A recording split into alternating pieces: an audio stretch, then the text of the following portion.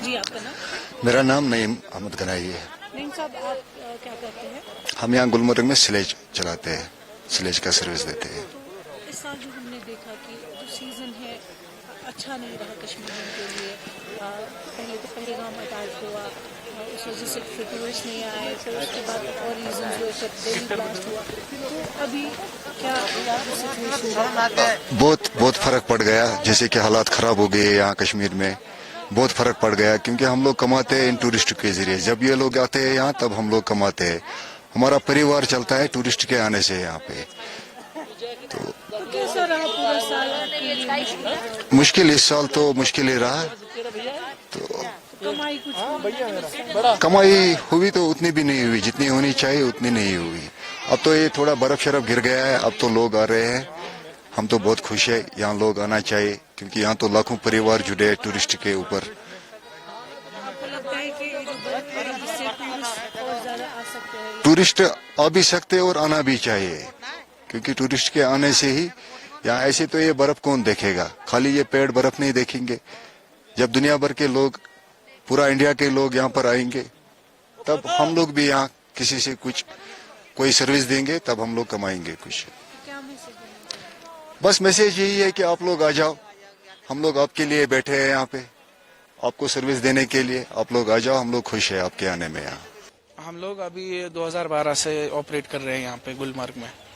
तो usually season अच्छा रहता था, लेकिन इस साल बैक टू बैक इंसिडेंट्स हुए, तो कितना काम कर सकते हैं? अगर हम अप्रैल की बात करें तो 22 अप्रैल तक तो हमारा सीजन ठीक ठाक चल रहा था, पर उसके बाद में लेके अभी तक हम लोग पूरा वो आप समझिए कि एक शटडाउन ही था यहाँ पे। अभी जैसे ही रिसेंटली स्नोफॉल हुआ है तो इससे थोड़ा एक बूस्ट मिला है टूरिज्म को, तो यहाँ लोग आना स्टार्ट हो गए हैं, तो हमारा भी काम थोड़ा थोड़ा बढ़ रहा है। तो क्या एक्सपेक्ट करते हैं कि आपका मंडीज में कैसा रहेगा, क्योंकि इस साल आप लॉसेस में बहुत बड़ा? एज अ बिजनेसमैन तो हम लोग एक्सपेक्ट यही करेंगे कि हमारा काम बढ़े, लेकिन थोड़ा मुश्किल है कि जैसा इंसिडेंट यहाँ पे हुआ तो उसके बाद में रिवाइव करना टूरिज्म को तो बहुत थोड़ा एक चैलेंज है हमारे लिए, पर हम लोग रेडी है।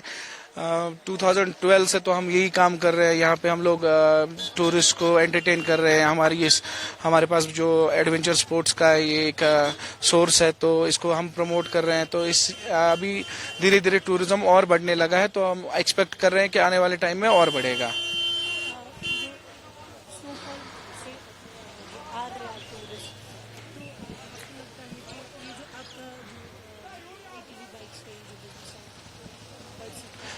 मैम अगर हम बात करें तो विंटर्स का जो विंटर्स अगर बाकियों के लिए सीजन है तो हमारे लिए एक फेस्टिवल है। स्नोफॉल उस फेस्टिवल में 4 चांद लगाता है, तो स्नोफॉल होने से ऑब्वियसली हमारा टूरिज्म तो बढ़ेगा ही। क्या मैसेज रहेगा लोगों को? हमारा मैसेज यही रहेगा टूरिस्ट के लिए। टूरिस्ट लोकल डोमेस्टिक जितने भी हमारे इंटरनेशनल हैं, सारे सब लेवल के टूरिस्ट जितने भी आना चाहते हैं हम लोग वेलकम करते हैं सबका। आप आइए, हम लोग यहाँ पे आपके लिए बैठे हैं।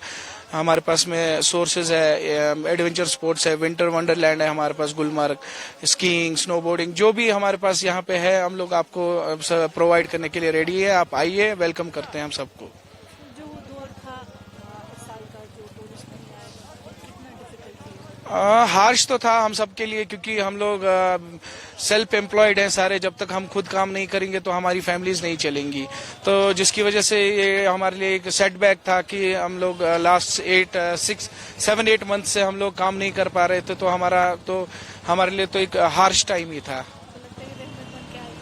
हाँ डेफिनेटली। आप ये तो सिर्फ हमारे लिए नहीं, थ्रू आउट वैली। अब अगर हम बात करें तो ड्राई स्पेल चल रहा था, तो सबके लिए एग्रीकल्चर सब हमारे पास है ही क्या।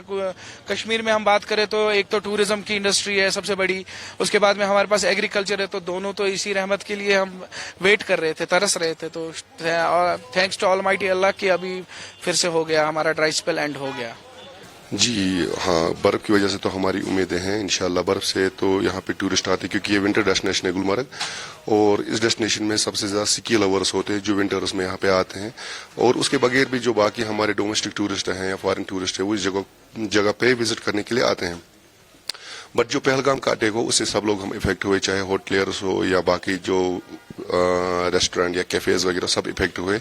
इवन की जो लोकल हमारे वेंडर्स है, जैसे पोनीज हैं, स्नो बाइक्स हैं, एटीवीज है, सब लोगों का इफेक्ट हुआ इससे। बट हाँ, बर्फ की वजह से हमारी ये उम्मीद फिर से जागी है कि यहाँ पे फिर से टूरिस्ट आएंगे और सब नॉर्मल होगा। जिस हिसाब से टूरिस्ट कश्मीर को लव करते हैं, फर्स्ट प्रायोरिटी रहती है, तो हाँ उम्मीद तो है इंशाल्लाह आएंगे, नंबर्स इंक्रीज होंगे। इनसे जो ये बर्फ हुई है हम देख रहे हैं, यहाँ पे टूरिस्ट एंजॉय कर रहे हैं, आप खुश हैं इससे? बहुत ज़्यादा खुश, बहुत ज़्यादा खुश। और ये सब लोगों के लिए खुशी की बात है कि हाँ यहाँ पे बर्फ आई है, सबके लिए बहुत बढ़िया हो गया। ऊपर वाले का बहुत शुक्र है।